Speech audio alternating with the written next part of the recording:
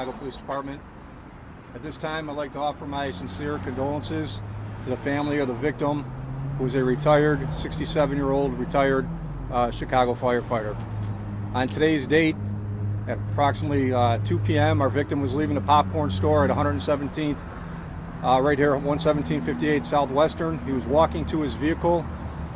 He was approached by a four-door dark-colored sedan where multiple male black subjects exited the vehicle. There was an exchange of gunfire. Our victim sustained one gunshot wound to the stomach. He was transported to Christ Hospital, where he was pronounced at 2:45 p.m. The offenders fled westbound on 118th Street in their vehicle. Currently, Area 2 detectives are on the scene canvassing for witnesses, attempting to locate any private video. And at this time, we're asking that anybody with information that could help solve this crime to reach out to cpdtip.com. Firefighter killed in a carjacking this afternoon on the city's far south side. And tonight, a procession in honor of 65-year-old Dwain Williams from Christ Hospital to the medical examiner's office. This was the scene just moments ago as firefighters and police officers gave their final salute. That firefighter being remembered as a hero. WGN's Rob Sneed is live at Christ Hospital with the latest on this investigation. Rob? Yeah, that procession wrapped up about less than an hour ago. Now, Williams, he just retired just 2 years ago, and he was supposed to be living and enjoying that right now. His colleagues just can't believe his life ended this way. This was not how Dwain Williams' loved ones expected his day to end. I can tell you, he was a hero. 25-year decorated member of the Chicago Fire Department who spent his entire career working hard as a first responder for our great city. What a tremendous loss.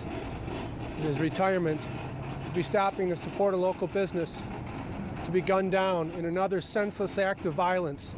You can see the heartbreak on Alderman Matt O'Shea's face as he comes to grips with knowing another deadly shooting happened in his neighborhood. The men and women of the Chicago Police Department put their lives on the line each and every day. They are outmanned and they are outgunned. Today is just another example of what we have seen in this city. And the people of my community are scared. Shell casings litter the ground in the 2400 block of West 118th Street, just outside Let's Get Popping, Inc. Just after 2 this afternoon, 4 individuals walked up to 65-year-old Dwain Williams. Authorities say one of the suspects pulled a gun and shot the 65-year-old in the stomach. Police say Williams fired back. He was pronounced dead at Christ Hospital.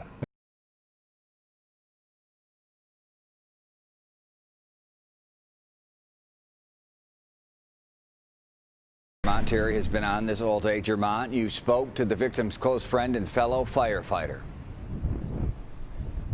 I did, Brad, and Lieutenant Williams is described as a caring man who spent much of his time with the Chicago Fire Department at this engine here at 79th and Michigan. And now his murder leaves not only his family devastated, but fellow firefighters too.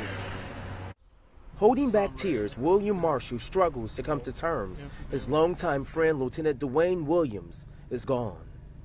I knew Dwain since we was kids. We grew up together. And they worked together at the same firehouse for years as Chicago firefighters. The two expected to enjoy years of retirement. Many people that know him from the department would tell you that he had a very kind spirit.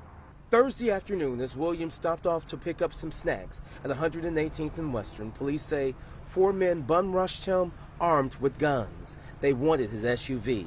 The robbers fired. Lieutenant Williams fired back. But the 26-year veteran who retired 2 years ago would go down with a deadly injury to his abdomen. We had spoke on subject like that before. He would have gave it to him. He has saved lives out here in the work that he has done. Now, why would you take his life? Upon learning of the shooting in Morgan Park, Marshall rushed to Williams' house. I came over here to speak to his wife, who I know very well, about it. She didn't know. She did not know. She tried to call him. And at that moment, that's when the reporting officer came up. And it was then that reality set in. A loving husband of more than 30 years, a father to 4, taken away. His years of service honored through a processional from Christ Hospital in Oak Lawn with full escort to awaiting brothers and sisters at the medical examiner's office. Lieutenant Williams, despite being retired, served his city proudly and ultimately died in these streets. As police search for the 4 men responsible, family and friends have a clear message. If and indeed you get a call that they're looking for your son, your nephew,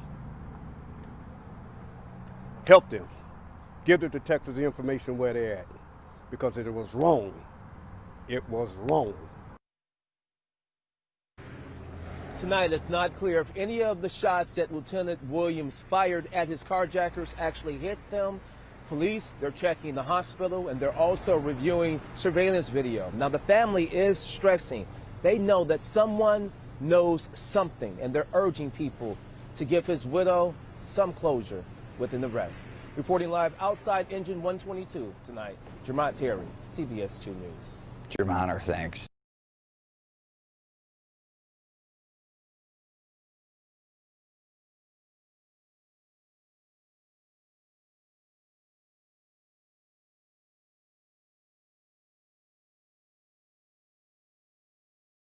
Chicago is dealing with more carjackings, and that's why Chicago police have launched a new task force to take action. Here's Charlie Vajahusky with details.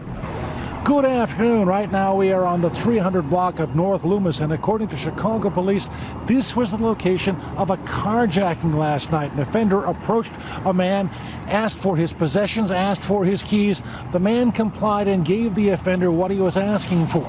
But because of one thing he gave those offenders, and because of this new Chicago police carjacking task force, the suspects in this case were apprehended. Our officers were able to pin the cell phone of the victim, and they were able to obtain the offenders in the 5400 block of West Rice, getting into the victim's vehicle. And that was because the officers set up surveillance, and the officers were on the task force. So those charges are pending for those offenders right now, because once again, we are working with the state's attorney and U.S. attorney for charging those offenders. Chicago police are making use of helicopters, of undercover vehicles, and state's attorneys specifically assigned to this task force. That way they say they can be much more effective in prosecuting these carjacking cases. Still, they say, if you are approached by someone who demands your vehicle, demands your possessions, you should comply with those instructions. It is easier to replace a car, they say, than to replace a life. Charlie Wojciechowski, NBC 5 News. So true.